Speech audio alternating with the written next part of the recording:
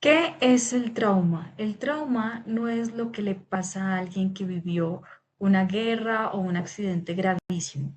El trauma puede ser silencioso, invisible y algo que viviste en tu infancia y que hoy en día todavía sigue guiando muchas de tus decisiones y tus relaciones y la forma en la que te tratas a ti mismo o a ti misma.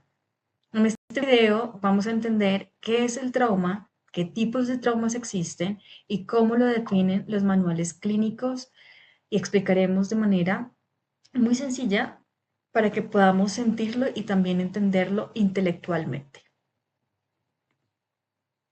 Bienvenidos a Memorias del Cuerpo, yo soy Natalia, psicoterapeuta, y me alegra muchísimo que estés aquí y saques el máximo provecho de este tema, porque seguramente has escuchado acerca de esta palabra que es el trauma.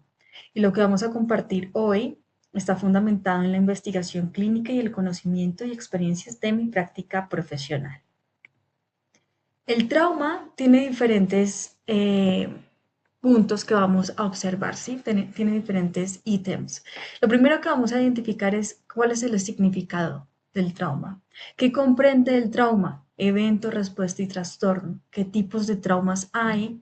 Y cómo el DSM-5 y el CIE-11 nos permiten hacer una categorización de cada uno dependiendo del libro, y cómo el trastorno de estrés postraumático también está clasificado. Ya al final del video vamos a hacer un ejercicio de reflexión, de autorreflexión, de autoconocimiento, para que podamos nosotros mismos identificar si hay algún trauma dentro de nosotros que todavía no hemos observado, no hemos atendido, o que si ya sabemos que existe algo incómodo, podamos tomar acción para, obviamente, tener una mejor salud mental. El trauma no es solo el evento, ¿sí? No es el evento. El trauma es la respuesta. Te lo vamos a explicar, te lo explico de una manera mucho más sencilla. Imaginemos o recordemos cuando éramos niños que en algún momento algo nos sucedió, puede ser que en el colegio nos hayan gritado o hayamos tenido alguna molestia con un compañero y volvemos a casa y queremos decírselo a nuestra mamá, a nuestro papá, ¿cierto? Entonces queremos que nos abracen, que nos digan, eso estuvo mal, no fue tu culpa, y inmediatamente nuestro cerebro lo procesa y sigue hacia adelante, ¿cierto? Porque hubo una contención. Supongamos que eso no sucede o no nos sucedió y cuando llegamos no hay nadie, nadie pregunta, nadie abraza, o si hay alguien nos dice, no llores, no es para tanto. Y entonces lo que hacemos, o lo que nuestro cerebro hace, es obviamente cerrar esa circunstancia, no procesa toda la información, queda incompleta esa información de nuestro cuerpo, pero el cuerpo lo guarda, ¿sí? El cuerpo lo guarda y la mente también de una manera totalmente diferente a como si lo hubiera procesado naturalmente si hubieran existido esos recursos, ¿sí? O sea, no lo procesa, lo guarda de una manera incompleta. Eso significa que esa emoción, que ese pensamiento, que todo ese evento sigue guardado dentro de nosotros y sigue activo. Eso es el trauma. No es el grito, no es el evento, sino qué fue lo que pasó dentro de nosotros ante el evento, ¿sí? ¿Cómo lo procesamos? Y si no lo procesamos, pues entonces hay que procesarlo. El psiquiatra Bessem van der Kolk, uno de los investigadores más importantes en el mundo del trauma, lo dice de esta manera. El trauma ocurre cuando una experiencia que abruma la capacidad del sistema nervioso de integrarla, ¿cierto? No tenemos las herramientas. Y no importa el tamaño del evento, importa si el sistema pudo con eso o no pudo con eso.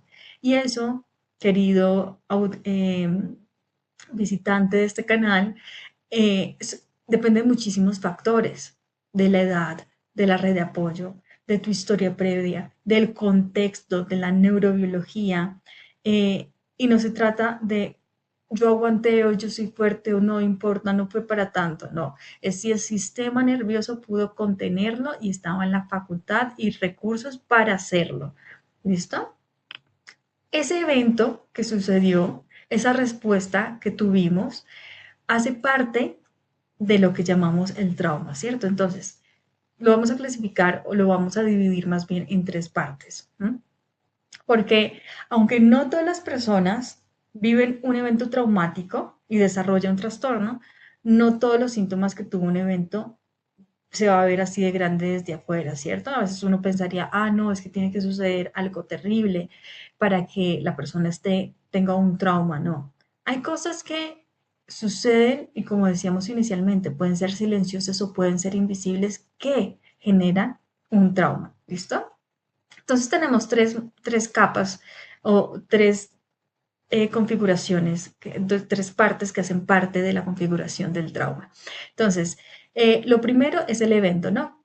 Esa situación externa. ¿Qué fue lo que pasó? Un accidente, una pérdida, años de abandono emocional, una relación abusiva, crecer en una casa donde el ambiente era impredecible. El evento es externo, es un hecho, ¿sí? Le podemos poner fecha. Lo segundo es la respuesta. ¿Sí? La respuesta que nuestro sistema nervioso tuvo. Ejemplo, flashbacks, pesadillas, estar siempre alerta, sentirse desconectado del cuerpo, reaccionar de manera intensa ante cosas pequeñas. Esto es la respuesta y es una respuesta biológica, no es exageración, es simplemente el cuerpo expresándose. Y lo tercero es un trastorno. Esto es cuando la respuesta persiste en el tiempo y empieza a interferir de una manera significativa en la vida cotidiana. O sea, en tus relaciones, tu trabajo, tu capacidad de sentirte bien. Entonces hablamos de un diagnóstico formal. Sin embargo, podemos tener diferentes respuestas traumáticas sin llegar a un trastorno. Y podemos tener un trastorno sin que nadie lo sepa porque pues nunca hemos hablado del tema y nunca hemos expresado una incomodidad dentro de nosotros.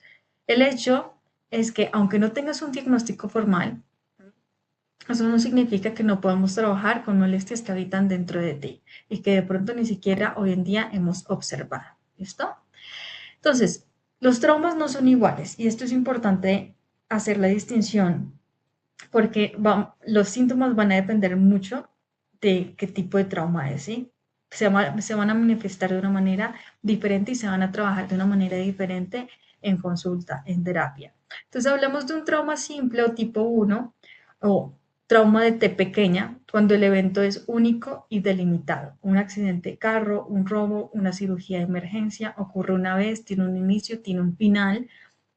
Prestemos atención a esto. No es que no sea algo importante, grande, o sea, no es quitarle el valor, no. Es que esto tiene un inicio y tiene un final. Y el sistema nervioso puede identificarlo. Ah, fue ese momento, fue ese lugar. Podemos ser mucho más específicos, ¿sí? Y esto lo hace menos doloroso y diferente en su estructura. Imaginémoslo de esta manera, es como si una roca cae en un lago y genera unas ondas. El lago sabe cuándo cayó la roca, ¿sí? No, no tiene dudas de ello, no disocia, no eh, percibe otro tipo de contextos porque sabe cuándo cayó la roca, cuál fue la consecuencia de la roca, en este caso las ondas, pero hubo un inicio y hubo un final. Trauma tipo 2, trauma complejo crónico, trauma de T mayúscula.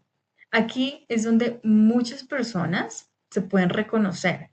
Es un trauma, es una situación que es repetitiva, ¿sí? Se vuelve crónica. Perdemos un poquito el momento, ¿sí? Cuando empezó aquí, pero no tenemos una fecha exacta y se prolonga en el tiempo. Esto es repetitivo y crónico y generalmente ocurre dentro de las relaciones de dependencia. Una madre que fue emocionalmente impredecible, por ejemplo, o una pareja que ejerció control. Años de negligencia emocional, abuso que ocurría de pronto en la casa y que nadie nombraba, ¿sí? Entonces aquí el lago, esa metáfora que decíamos anteriormente, no entiende muy bien el momento del impacto, ¿sí? Porque fue llenándose poco a poco de piedritas. ¿Sí? Y eso es más difícil porque es trauma complejo, entonces no sabemos identificar inicio-fin, inicio, desenlace y fin, ¿sí? Tenemos que hacer una observación mucho más exhaustiva, mucho más cuidadosa, mucho más atenta, porque tenemos que comenzar a identificar ciertos patrones que no eran normales y que de pronto en nuestro día a día lo veíamos como algo normal. Y por último tenemos el trauma vicario o secundario. Este es un trauma que viven las personas que cuidan a otros. son profesionales de la salud, son amigos que sostienen o familiares que sostienen a otros. Y esa acumulación, ese impacto emocional de estar expuesto o expuesta a sufrimiento de un par, ¿m? Genera también, pues, dolor, ¿sí? Ese dolor ajeno también se vuelve pesado en nuestro cuerpo y la mente también lo tiene que procesar. Entonces, te invito a que identifiques cuál de estos tres hace más mella dentro de tu historia de vida, cuál reconoces dentro de ti para poder empezar a trabajarlo. Bueno, en psiquiatría y psicología nosotros tenemos dos libros muy importantes. El primero es el DSM-5, que es el Manual Diagnóstico y Estadístico de los Trastornos Mentales, y el CIE-11, que es la Clasificación Internacional de Enfermedades.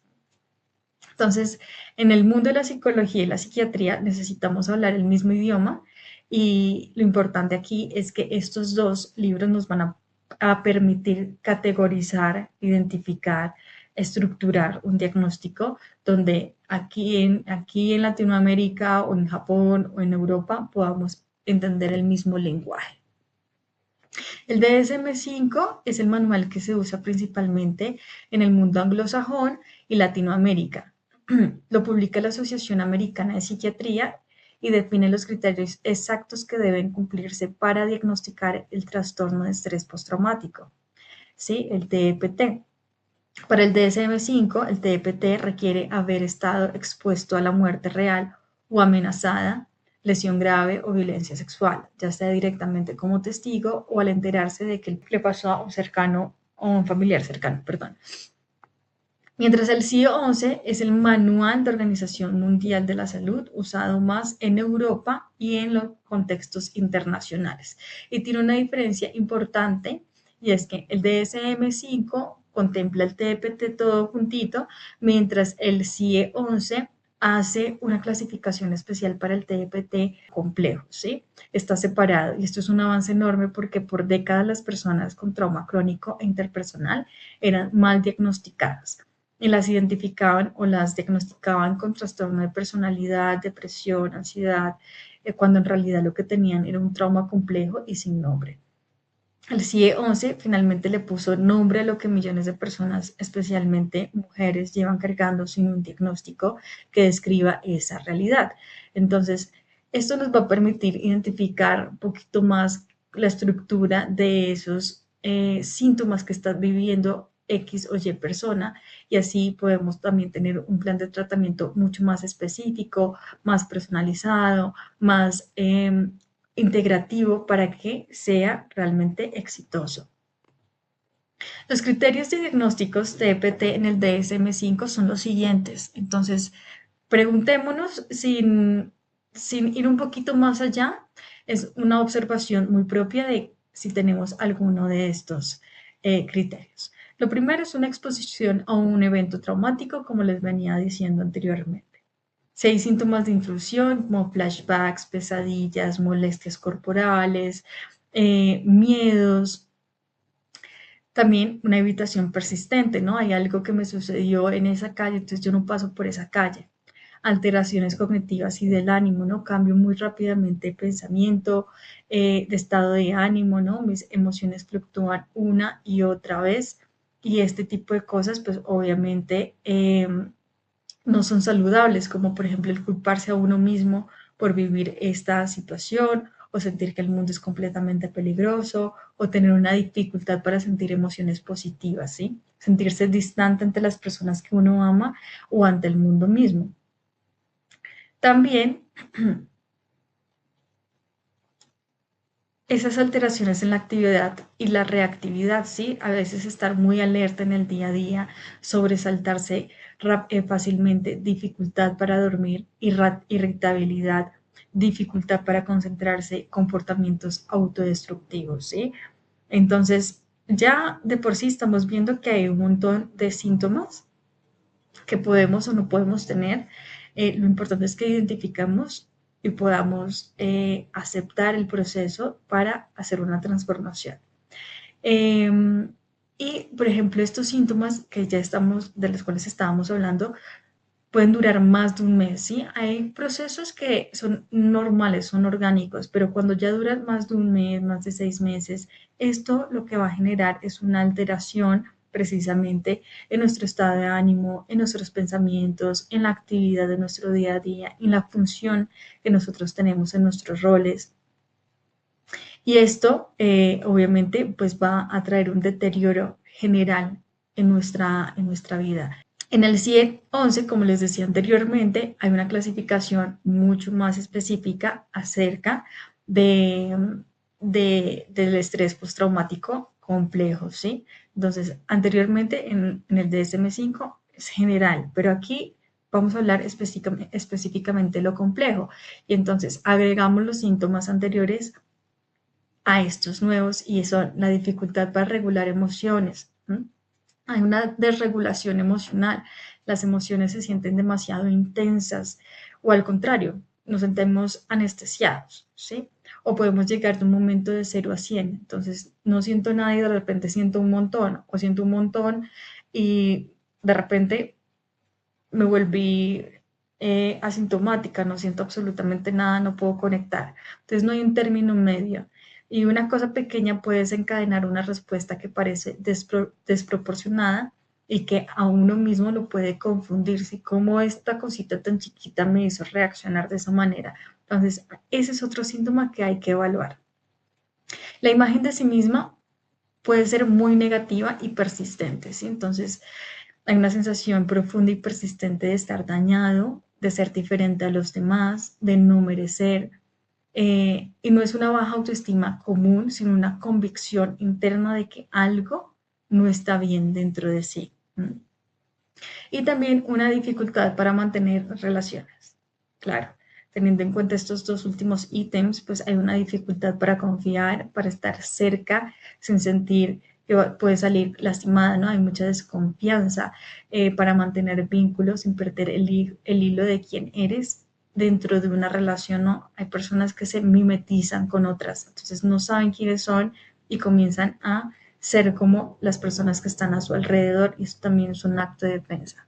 Entonces, preguntémonos cuántas personas pueden llegar a terapia creyendo que son difíciles o muy sensibles, demasiado intensas, cuando en realidad lo que tienen es un trauma complejo que nunca tuvo nombre. Y ponerle nombre, ¿sí? Identificarlo, mira, es esta situación, esta circunstancia, esta experiencia, nos va a permitir liberarla, nos va a permitir trabajarla, integrarla, desactivar el trauma y procesar todo el evento y traernos todo ese aprendizaje al presente para poder seguir hacia adelante. Antes de pasar al ejercicio, quiero resumir todo esto que hemos visto en una sola imagen, ¿sí? Eh, Imagina que te cortaste una rodilla cuando eras niña y alguien limpió la herida, la vendó bien, te dijo que iba a sanar y que esa herida iba a cicatrizar. Quedó una pequeña marca, pero ya no duele, simplemente la puedes ver y puedes saber, ahí sucedió y aprendí esto y me paré y volví a hacer lo que estaba haciendo, por ejemplo, montando bicicleta y pude seguir adelante. Ahora, si imaginamos la misma escena y nadie estuvo ahí, ¿sí?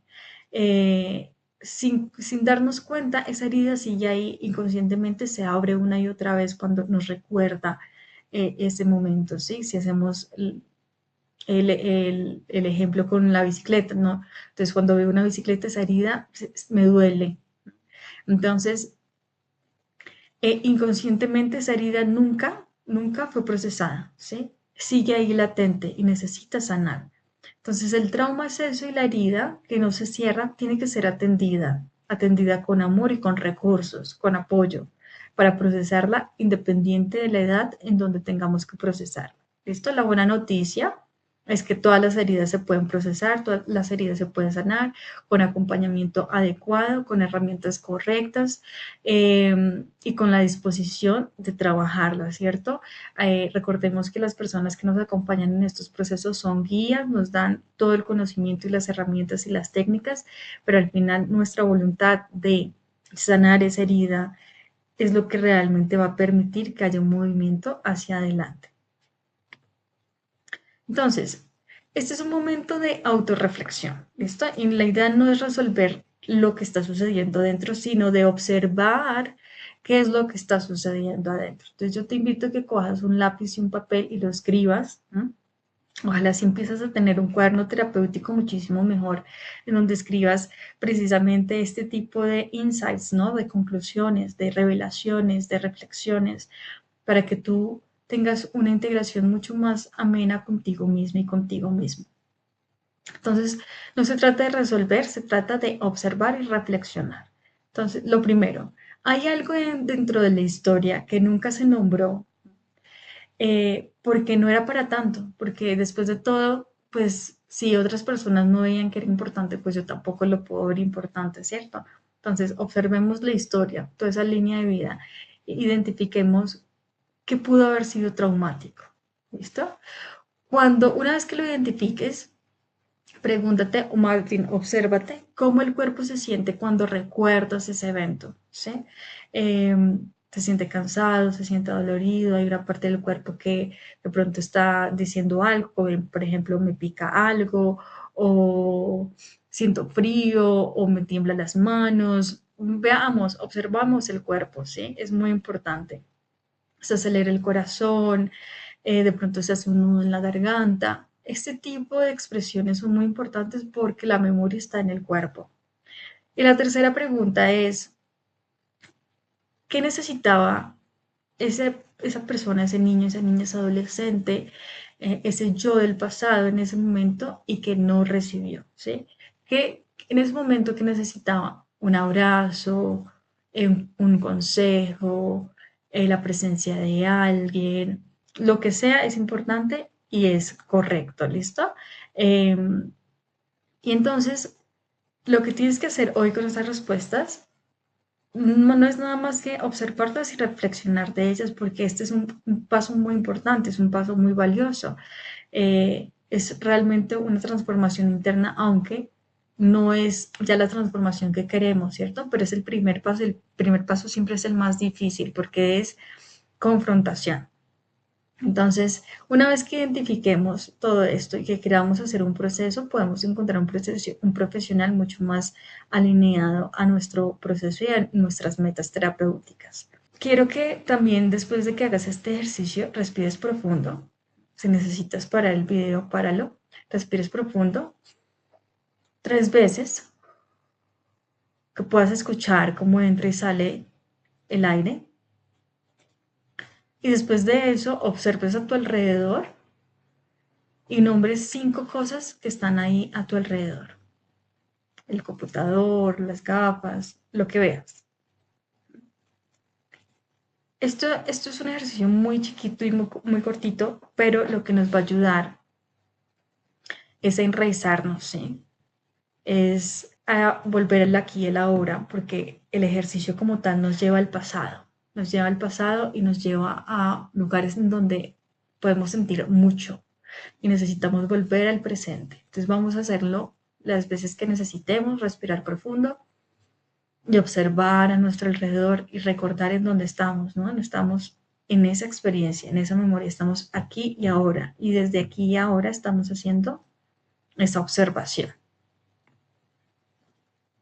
Antes de cerrar, te quiero recomendar una fuente muy valiosa, muy sólida, que te va a ayudar a entender mucho desde diferentes puntos de vista, ya sea profesional, ya sea como paciente, ya sea como curioso.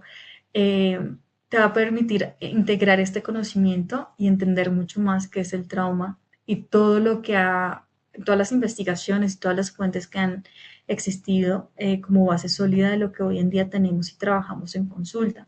El libro se llama El cuerpo lleva la cuenta de Bessem van der Kolk, que como les decía es uno de los referentes más importantes dentro del mundo psiquiátrico y psicológico y te va a ayudar a despejar muchas dudas. Es un libro grandecito, pero uno se lo come en cuestión de nada porque está muy bien narrado y es bastante interesante, ¿no? Y entendemos un montón de cosas. Entonces, recordemos también que este video es netamente psicoeducativo, es informativo, no sustituye una consulta psicológica o psiquiatra, si necesitas ayuda, acompañamiento, es importante que busques a un profesional especializado en lo que tú quieres trabajar y que te ayude a acompañarte en todo ese proceso. Gracias por estar aquí. Sé que observar el mundo interior no es fácil, pero es de valientes, es de valientes. Observarse uno mismo es algo, es la mejor inversión que uno puede hacer, así como los estudios, como un entrenamiento, observarse es de las mejores inversiones que uno puede hacer, porque dentro de ti nacen todo lo que vas a ver fuera de ti. ¿Listo? Espero que esto te haya ayudado y que este canal existe precisamente para compartir este tipo de información. Si tienes alguna duda, pregunta, por favor, déjalo en los comentarios. Si tienes alguna opinión, déjalo en los comentarios. Todos son bienvenidos siempre y cuando comentemos con mucho respeto y educación, ¿cierto? Las opiniones son importantes, por supuesto, aquí aprendemos todos, aquí podemos trabajar de la mejor manera siempre y cuando sea con mucho respeto. Recordemos que todo proceso de aprendizaje toma su tiempo, cada uno tiene su ritmo y hace parte del ser humano ser compasivo y empático con el proceso mismo y el proceso de los demás. Si este video te ayudó, lo puedes compartir con alguien que creas que lo necesita o creas que va a disfrutar de este tema porque le interesa y está de pronto trabajando en esto. Y además de eso, pues te invito a suscribirte, a apoyar el canal, a recomendarme temas o hacerme preguntas para tenerlo en cuenta en los próximos videos. ¿Listo? En el próximo video vamos a hablar acerca de todo lo que pasa neurológicamente cuando se vive un trauma y qué hace la amígdala, porque el cuerpo reacciona de una manera muy diferente cuando hemos tenido una experiencia traumática, ¿cierto? Entonces, la amígdala, el hipotálamo, la corteza prefrontal va a actuar de una manera totalmente diferente a cuando hemos tenido un trauma o cuando no hemos tenido un trauma, ¿sí? Esos procesos integrativos a nivel cerebral, cuando los estudiamos, cuando los comprendemos, somos aún más compasivos con nosotros mismos y eso es lo que vamos a trabajar en el próximo video. Bienvenidos de nuevo a este canal. Nos vemos pronto y cuídense mucho.